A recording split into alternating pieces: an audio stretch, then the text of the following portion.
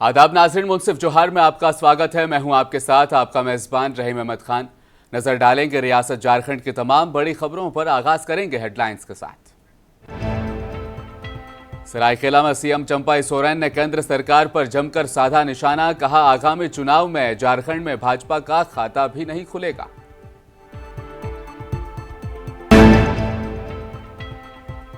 BJP ने जारी किया संकल्प पत्र। राष्ट्रीय मंत्री मुशफ़िका हसन ने कहा, देश के 140 करोड़ लोगों के सपने हकीकत करने का यह संकल्प।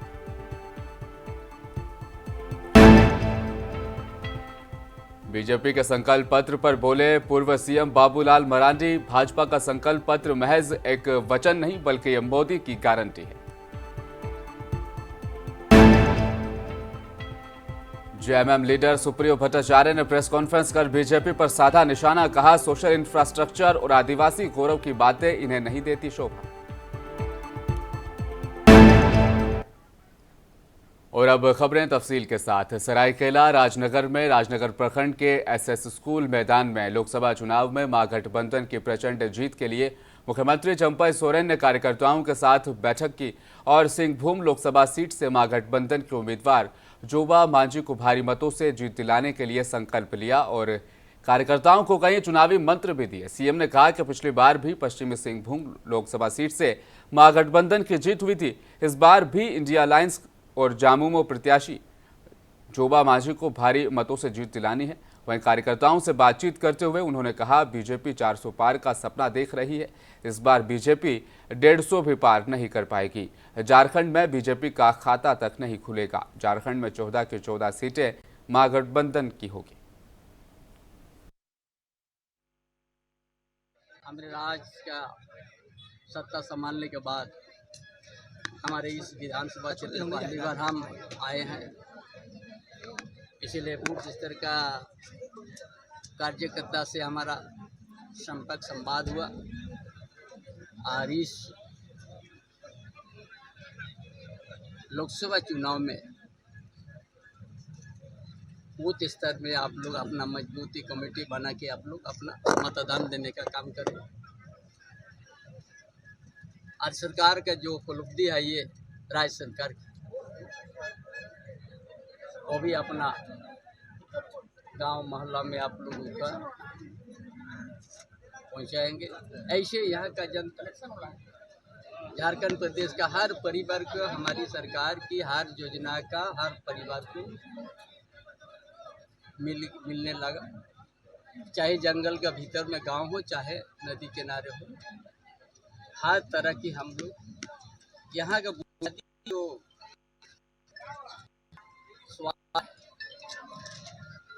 सामाजिक व्यवस्था, आर्थिक व्यवस्था, शैक्षणिक व्यवस्था, उसी अनुकूल हम लोग योजना ने बना दिया है। पाकुड़ पुलिस ने बड़ी कार्रवाई करते हुए हिरणपुर थाना इलाके के चौड़ा मोड़ स्थित चेकनाका पर गुप्त सूचना के आधार पर वाहन जांच का अभियान चलाया गया। एक 4 चक्का वाहन से भारी मात्रा में प्रतिबंधित अवैध एटीएम लॉटरी के साथ एक व्यक्ति को गिरफ्तार किया गया। जब्त 15,500 पीस प्रतिबंधित लॉटरी की कीमत 15 से 17 लाख रुपए बताई जा रही है। ये कार्रवाई हिरणपुर पुलिस ने क्षेत्र के चौड़ा मोड़ चेकनाका में की। इस बड़ी कार्रवाई में लॉटरी माफियाओं में हड़कंप मच गया है। फर्जी एटीएम लॉटरी पर लगातार पुलिस अब कार्रवाई कर रही है, लेकिन बड़ी मछलियां अब भी पुलिस के हाथ नहीं लग पा रही।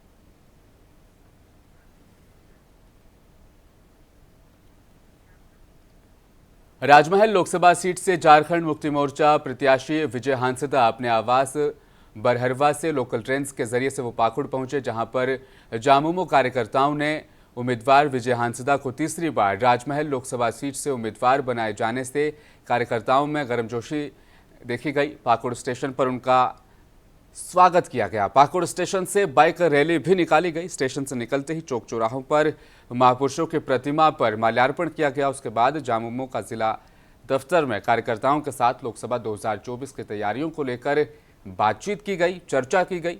जामुमो पार्टी के जिला, प्रखंड और पंचायत स्तर के नेता और कार्यकर्ताओं से विजय हांसदा रूबरू हुए, खुद उनसे उनका हाल जाना। इस दौरान लोकसभा चुनाव 2024 में राजमहल सीट पर पार्टी को जीत दिलाने पर जोर दिया। साथ ही बैठक में यह बड़ा फैसला लिया गया कि एकजुट होकर चुनाव लड़ेंगे और जीतेंगे।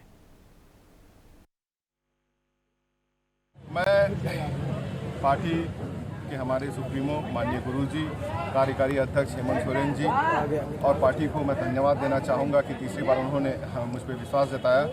और मैं ये कह सकता हूँ कि निरंतर इस क्षेत्र के लिए दिल्ली में हम विपक्ष में रहे, लेकिन लगातार हमारे राज्य के मुद्दों को लेकर के, हमारे क्षेत्र के मुद्दों को लेकर के अग्रसर रहे और आवाज़ उठाते रहे। और जिस तरह से आज ताकत का दुरुपयोग करके, आज माननीय हेमंत सोरेन जी अंदर हैं, आप दिल्ली के मुख्यमंत्री को देख रहे हैं कि वो भी अंदर हैं, जिस तरह से आज सेंट्रल एजेंसियों के दुरुपयोग के साथ ये सरकार पूरी तरह से, एक तरह से कहिए कि तानाशाही शासन जो चलाना चाह रही है, जबकि इनके द्वारा ना महंगाई कम की जा पाई है, ना रोजगार ये लोग दे पाए हैं। इलेक्टोरल बॉन्ड हम कह सकते हैं सदी का सबसे बड़ा आपका जो है कि घोटाला, अगर 15 लाख देने की ये लोग बात कर रहे हैं, ये 15 लाख लोगों के अकाउंट में नहीं, अब देख सकते हैं कि ये लोग जो है सारे एजेंसी का दुरुपयोग करके बीजेपी ने अपने अकाउंट को। रांची में तुम सवाल मत करो क्योंकि मैं जो कहूंगा वही करूंगा। प्रधानमंत्री नरेंद्र मोदी अपने संकल्प पत्र के माध्यम से जनता को यही पैगाम दे रहे हैं। ये तमाम बातें झारखंड मुक्ति मोर्चा के केंद्रीय प्रवक्ता सह केंद्रीय जनरल सेक्रेटरी सुप्रियो भट्टाचार्य ने आज एक प्रेस कॉन्फ्रेंस के दौरान मीडिया से बात करते हुए कही। इस मौके पर सुप्रियो भट्टाचार्य ने बीजेपी के संकल्प पत्र में डिजिटल इंडिया पर बोलते हुए कहा कि सिर्फ कागजों में डिजिटल इंडिया लिख देने से क्या डिजिटल इंडिया का ख्वाब पूरा हो जाएगा। उन्होंने भाजपा के सोशल इंफ्रास्ट्रक्चर की भी निंदा की और कहा कि ये झूठ का पुलिंदा है। नरेंद्र मोदी को मणिपुर हिंसा याद नहीं है। झारखंड मुक्ति मोर्चा नेता ने आगे कहा कि आदिवासियों के संबंध में मोदी के मुंह से बातें अच्छी नहीं लगती। आदिवासियों के विकास की बात वह पार्टी क्या कर सकती है जिसके नेतृत्व करता राष्ट्रपति के हाथों को वंदना के लिए बढ़ने पर मजबूर कर देते हैं। उन्होंने किसान और गरीबी जैसे मसले को भी उठाया और भाजपा को आड़े हाथों लिया।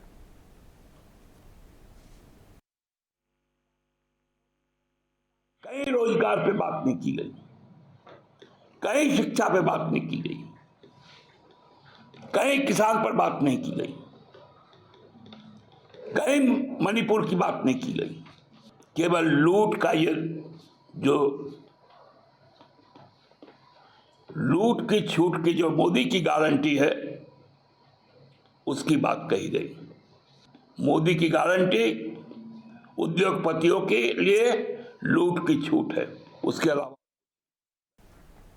पाकुड़ में भाजपा जिला कार्यालय में भाजपा अल्पसंख्यक मोर्चा के राष्ट्रीय प्रवक्ता और मंत्री मुशफिका हसन ने बीजेपी द्वारा जारी किया गया संकल्प पत्र उसे लेकर प्रेस कॉन्फ्रेंस की। इस दौरान भाजपा जिलाध्यक्ष अमृत पांडे सहित अन्य मौजूद रहे। मुशफिका हसन ने प्रेस कॉन्फ्रेंस कर बीजेपी का जो लोकसभा चुनाव से पहले जो संकल्प पत्र जारी किया उसके बारे में विस्तार से उन्होंने जानकारी दी। उन्होंने कहा कि बीजेपी का संकल्प मोदी की गारंटी 2024 इसे नाम दिया गया है। संकल्प पत्र में समान नागरिक संहिता से लेकर गरीबों और बुजुर्गों के लिए भाजपा ने बड़े वादे शामिल किए जो भारत को आगे ले जाएगा। पूरे देश भर में बन चुकी है और 3 करोड़ और भी आने वाले 5 सालों में हम लोग को बनाने का टारगेट है। लखपति दीदी बनाने का हमारा यही उद्देश्य है कि महिलाओं को हम लोग मुख्य धारा से जोड़ेंगे और विकास में उनकी भागीदारी सुनिश्चित करेंगे। 10 वर्षों में हम लोगों ने महिला के सम्मान के लिए काम किया है, उनके डिग्निटी के लिए काम किया है। आने वाले 5 वर्षों में उनकी भागीदारी के लिए काम किया जाएगा। युवाओं के लिए प्रधानमंत्री मुद्रा योजना जिसकी राशि 10 लाख तक की दी गई थी, ये राशि भी बढ़ाकर 20 लाख कर दी गई है। आने वाले दिनों में जो सक्सेस रेट हुआ है प्रधानमंत्री मुद्रा योजना का, इसमें करोड़ों जॉब क्रिएटर्स पूरे देश भर में बने हैं और ये योजना भी जो है आने वाले दिनों में आगे चलती रहेगी। बीजेपी का संकल्प पत्र महज एक संकल्प पत्र नहीं है बल्कि मोदी की गारंटी है। संकल्प पत्र में मजदूर, किसान, गरीब वर्ग और महिलाओं के कल्याण और विकास की जो बातें की गई हैं भाजपा उसे 100% लागू करेगी। ये प्रधानमंत्री मोदी की गारंटी है। तमाम बातें भाजपा के प्रदेश अध्यक्ष सह पूर्व मुख्यमंत्री बाबूलाल मरांडी ने आज पार्टी के मीडिया सेंटर में एक प्रेस कॉन्फ्रेंस के दौरान कही। मौके पर मरांडी ने कहा कि भाजपा की नरेंद्र मोदी सरकार ने विगत वर्षों में 25 करोड़ लोगों को गरीबी रेखा से ऊपर उठाया। आने वाले समय में भाजपा सरकार इस आंकड़े को और बेहतर बनाने पर जोर देगी। यह भाजपा की गारंटी है। उन्होंने किसानों की आर्थिक मदद और कृषि को बढ़ावा देने की बातें भी कही। कहा कि भाजपा की सरकार बनने पर किसानों की कर्ज माफी हो या बीज से लेकर बाजार तक की उपलब्धता की बात हो, मोदी सरकार इस पर प्राथमिकता के आधार पर काम करेगी।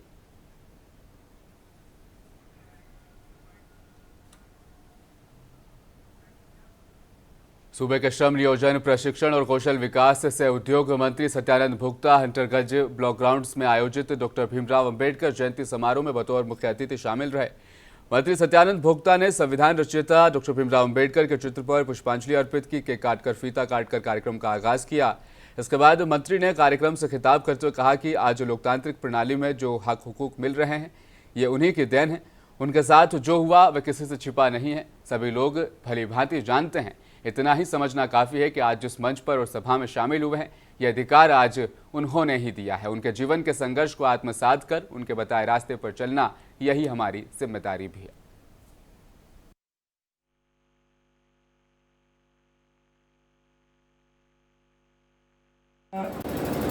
बलिदान और उनका जो नारा था कि पढ़ो आगे बढ़ो,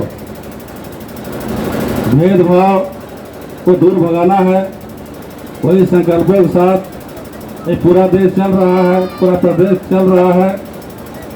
और चाहे सरकारी नियुक्तियां हो या कोई भी गैर सरकारी हो, जो बाबा साहब ने आरक्षण फिक्स किए हैं वो भी अभी 100% लागू है, अनुपालन किया जा रहा है। और हम लोग प्रत्येक वर्ष अधिकार में जगह जगह पर जयंती मनाते हैं। आज 17 में भी कार्यक्रम है, प्रतापपुर में भी है और कई जगह है, कई जगह जाना भी है। तो आज जितने यहाँ पर हमारे साथ उपस्थित खासकर जो इस कार्यक्रम के साथ डुमरी अनुमंडल सभागार में रामनवमी को लेकर अनुमंडल स्तर की शांति समिति की बैठक की गई, जिसमें दोनों समुदायों के लोग, अनुमंडल स्तर के अधिकारी, जनप्रतिनिधि और शांति समिति के सदस्य बैठक में मौजूद रहे। बैठक में रामनवमी पूजा शांतिपूर्ण माहौल में मनाने पर चर्चा की गई। साथ ही लोगों से इलाके की समस्याओं को भी जाना गया। प्रशासन ने रामनवमी जुलूस में किसी भी नई जगह से जुलूस को निकालने पर सख्त मनाही करने का आदेश जारी कर दिया और कहा कि जिस तरह से पहले से जो रास्ता जो तय है वो चला आ रहा है उसी तरीके से जुलूस निकाला जाएगा। जबकि डीजे साउंड पर भी पूरी तरह से प्रतिबंध लगाने का आदेश दिया गया है। रामनवमी के दौरान पूजा कमेटी के सदस्यों से वीडियोग्राफी कराने का भी आदेश जारी किया गया और लोगों से सोशल मीडिया के किसी भी अफवाहों पर ध्यान नहीं देने की अपील की गई और कहा गया कि अगर किसी तरह की ऐसी जानकारी मिलती है तो उसकी इतला प्रशासन को दे। इसके लिए उन्होंने डुमरी अनुमंडल में एक कंट्रोल रूम बनाने की बात भी कही।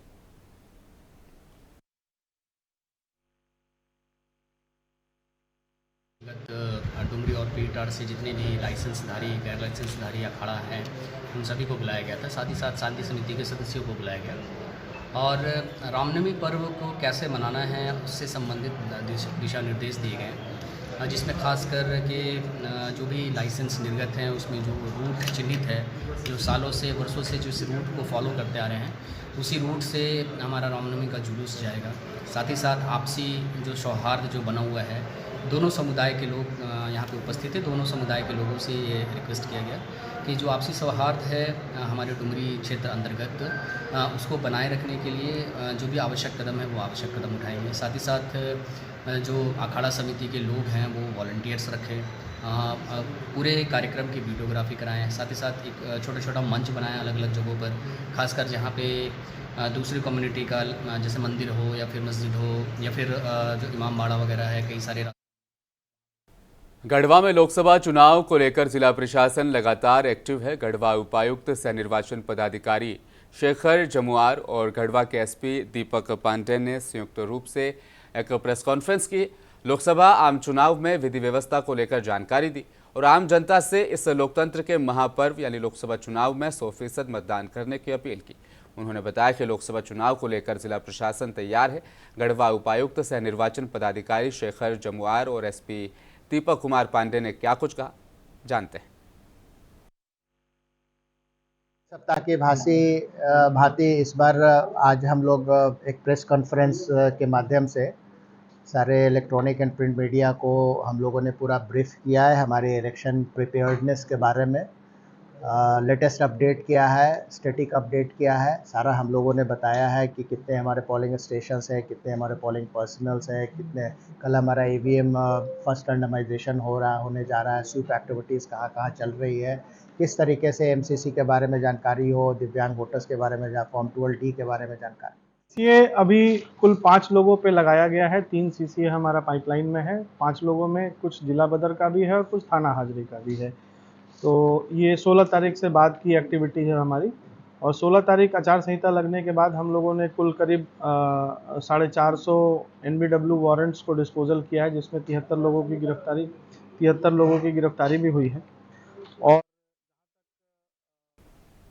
लोकसभा चुनाव के दौरान सिमडेगा की विधि व्यवस्था के मद्देनजर सिमडेगा SP सौरभ की अध्यक्षता में पुलिस अधीक्षक दफ्तर में सभा कक्ष में एक क्राइम मीटिंग का आयोजन किया गया, जिसमें सभी थानों के केस रिव्यू किए गए। अनुसंधान की बारीकियों को सुदृढ़ बनाने सहित रामनवमी और लोकसभा चुनाव के मद्देनजर शांति व्यवस्था बनाए रखने के लिए सभी थाना प्रभारियों को हिदायत दी गई।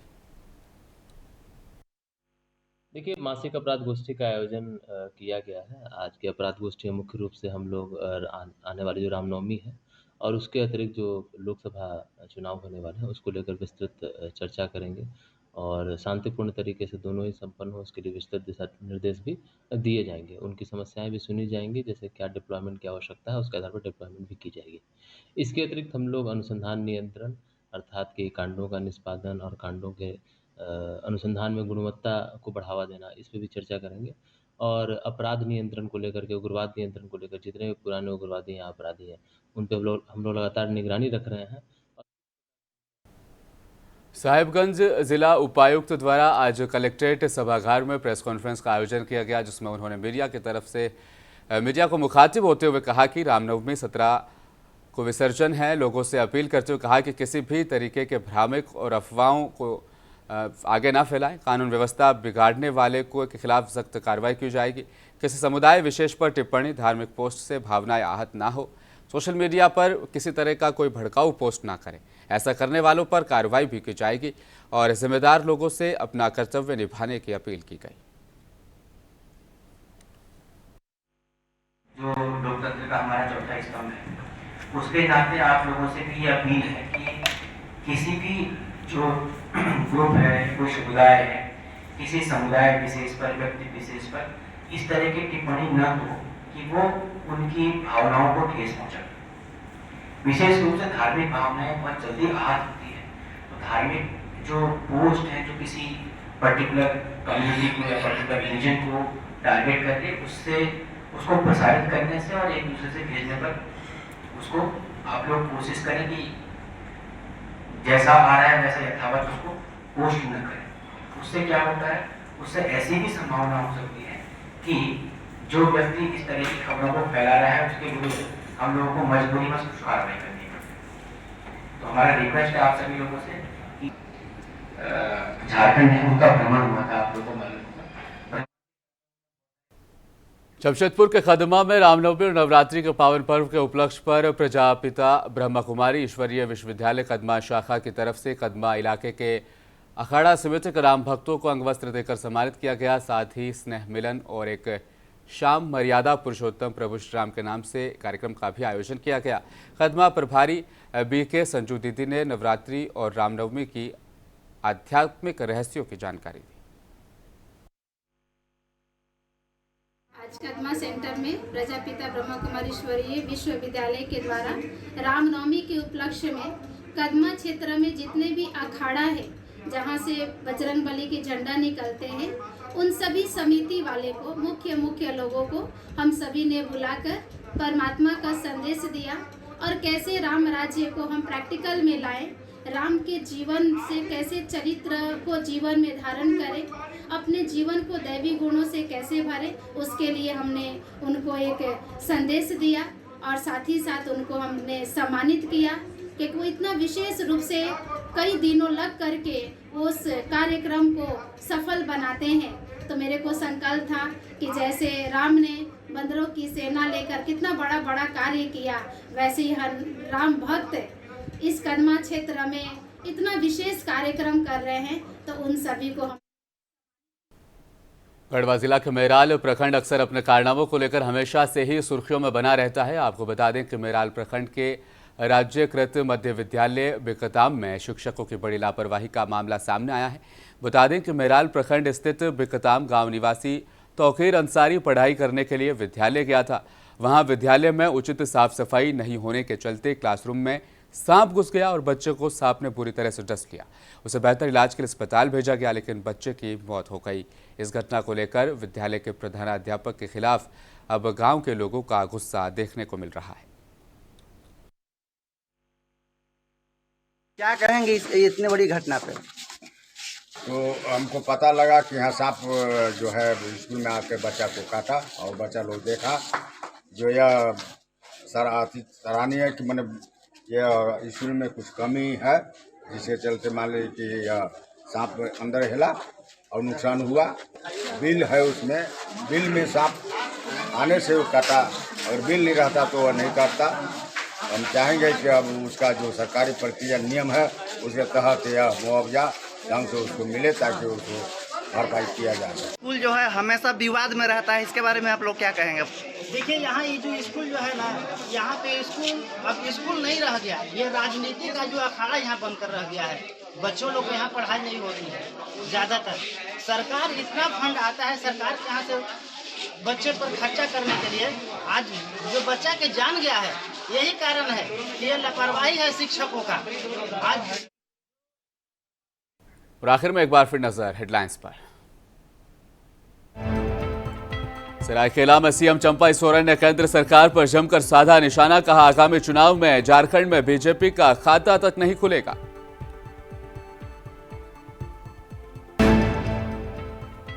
बीजेपी ने जारी किया संकल्प पत्र। राष्ट्रीय मंत्री मुशफिका हसन ने कहा, देश के 140 करोड़ लोगों के सपने हकीकत करने का वक्त। भाजपा के संकल्प पत्र पर बोले पूर्व सीएम बाबूलाल मरांडी, भाजपा का संकल्प पत्र महज पत्र नहीं बल्कि मोदी की गारंटी है।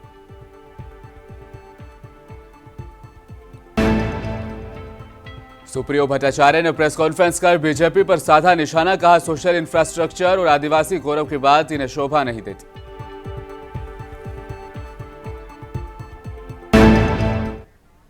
मुंसिफ जोहार में आज फिलहाल बस इतना ही। मजीद खबरों के लिए बने रहिए हमारे साथ। देखते रहें मुंसिफ टीवी न्यूज।